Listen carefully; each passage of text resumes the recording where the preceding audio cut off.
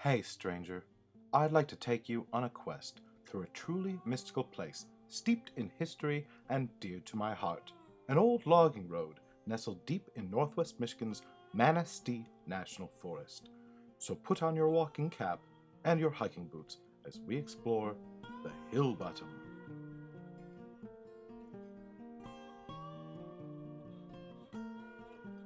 We pull up in the old red truck.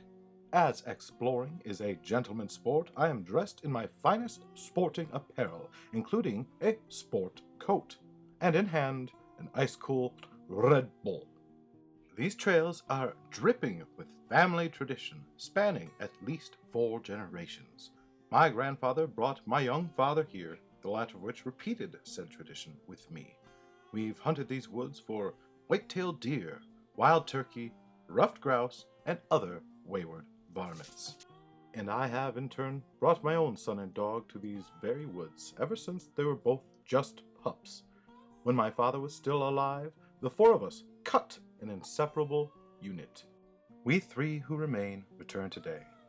Despite no hunting season in effect, I insist my son wear an orange hat to remain most visible in case of separation or poachers. Heavy logging trucks once hobbled through these gentle hills, but by the look of that mire, it's been decades since any tire could navigate here. The trail was barricaded from any motor vehicle in the 1980s and has since grown wild with fresh growth. This section here was once clear and straight even my own lifetime, but has since choked out with young trees and vegetation. Soon it will be unrecognizable. So we place small markers to keep our wits about us, even in spots we know like the back of our hands. If in doubt, follow the small, excitable dog. She knows the best way by scent. These old roads circle a massive central hill where the tools of yesteryear struggled to crest, allowing older trees to survive the great logging efforts. This hill can be seen clear standing out from its surroundings. By cutting east, we reach a pond, dare I say small lake, fed by the springs, hills, and larger lakes to the south. See how this cool, clear trickle cuts right across our path? I wonder if this qualifies as a waterfall. Small bodies of water like this were ideal spots for sawmills and shingle mills to set up on its banks, where the loggers of olden days could float the logs down rivers and creeks to the location. These were by no means temporary quarters. The boarding houses that sprang up around the sawmill soon gave way to homesteads, along with churches, schools, and the all-important company store. Whole generations were born, grew, and married here, and continued their father's work harvesting the mighty white pines that seemed so plentiful. Through a series of sales and more likely conquests, the local Odawa natives surrendered their rights to this land in 1847, and that is a much bigger topic for a much better video. By 1849, homesteads were springing up and early logging began. The conclusion of the Civil War boosted the labor force, and the advent of railroads created a superhighway of northbound laborers and southbound lumber. This fledgling industry received an adrenaline boost when fires struck southern Michigan and devastated Chicago in 1871, separate instances around the same time. Lumbering boomtowns peppered this landscape like Swiss cheese, and while they've long since disappeared, a keen eye may still discover their tracks, foundations, and artifacts hiding in the foliage.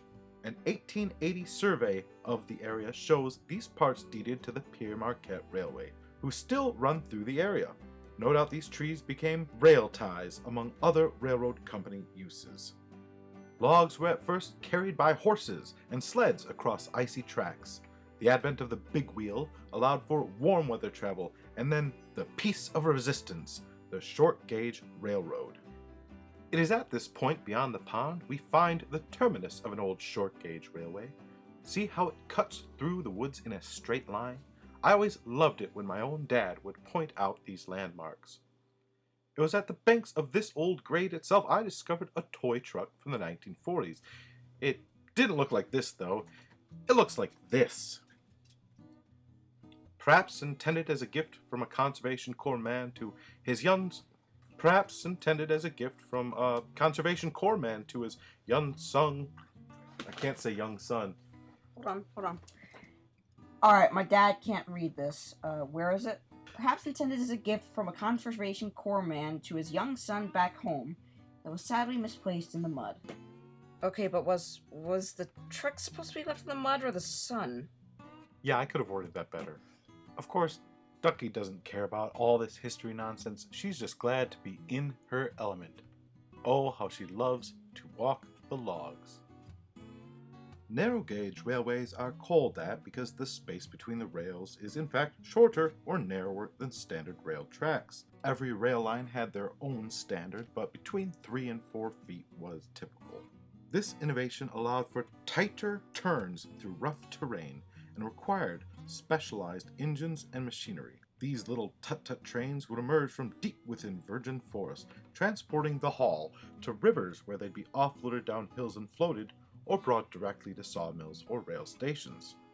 These rails were cheaper, easier, and quicker to produce than standard rails, and at the time not expected to withstand more than a decade or two. Though at the tippy top of Nuevo County, the hill bottom is much closer to Baldwin, Michigan in neighboring Lake County, whose depot station 10 miles north was busier than beefsteak with traffic.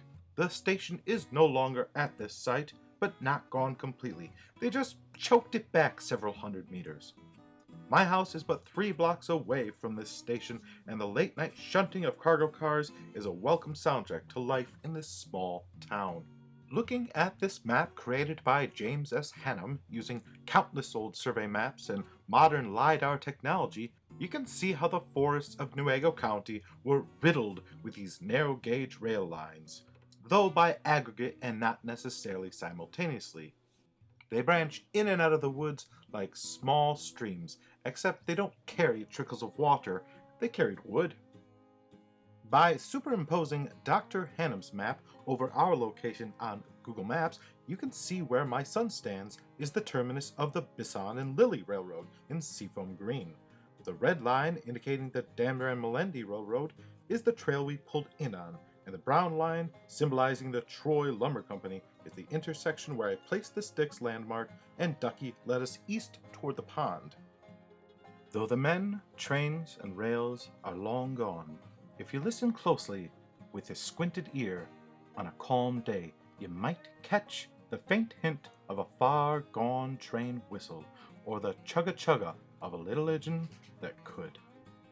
Which is an eerie thought considering the audio feedback we received on this particular clip.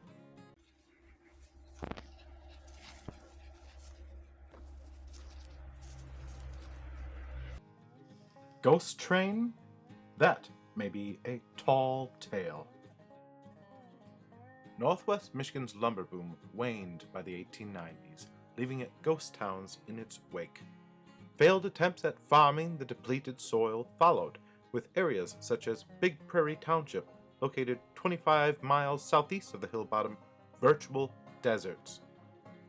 Though picnickers later found its desolate charm, it was President Roosevelt's 1938 creation of the Manistee National Forest through a series of sales and tax acquisitions of abandoned timber areas and forfeited farmland that reshaped the region. The Civilian Conservation Corps then replanted trees and converted old rail lines to roads, transforming the landscape for a new era. Today, the hill bottom thrives, not as an economic entity to be exploited, but as a natural place full of life to be explored. Look how the many trickles weave their way through dark, shady cedar swamps, only meters away, yet an entirely unique ecosystem. Notice how the tall, proud cedar trees struggle to stand in the soft, wet soil, and then barrel over, exposing their muddy root systems. How embarrassing! See the many burrows used as homes and shelters by small animals. Here we have some chicken of the woods. I think we'll save a piece for later. After a ways, we come to a tangle in the path. Unsure as how to tackle the obstacle, we tarry, and I put up the pipe for a puff. there are plenty of reminders that this is a place of continuous human use, like this can remnant of good old PBR, or this cinder block, or this deer hunting tree stand. While garbage in the forest is a sad sight to see, some of this stuff is so old it's become a part of history. Logging exploits continue all over this vast national forest, but perhaps at a rate adorable by comparison. For now, this corner of the mighty Manistee has grown up and moved on from those pioneering days. And though it's grown wild and untamable, the history of the lumber boom has left its mark on the hill bottom's landscape, a beautiful scar on the face of Mother Nature. Thanks again for stopping by, stranger. Like this video and leave a comment if you'd like to see more mystical places up close and personal. Until then, I have been the Professor. You're always welcome in my neck of the woods.